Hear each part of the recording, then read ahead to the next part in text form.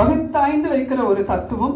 அதுக்குள்ள நம்ம தேடணும்னா விடை கிடைக்கும் அப்படிங்கிறதுல நான் தீர்க்கமா நம்புறேன். நான் ஒரு எக்ஸைட்மெண்ட் பேர் வழி நான் படிச்சேன்னா ரொம்ப எக்ஸைட் ஆயிடுவேன், அடுத்தவங்களுக்கு ஷேர் பண்ணணும்னு விரும்புகிற ஒரு ஆள். அந்த ஒரு பண்பு தான் எனக்கு இந்த விஷயங்களை எழுத வச்சிருக்கு. ஆனால் கொஞ்சம் எலாபரேட்டாக சொல்கிறதும் என்னுடைய பழக்கமாக இருக்குது. அது இந்த நூல் பெருசாக உருவாகிறதுக்கு ஒரு காரணமாக இருந்திருக்கு.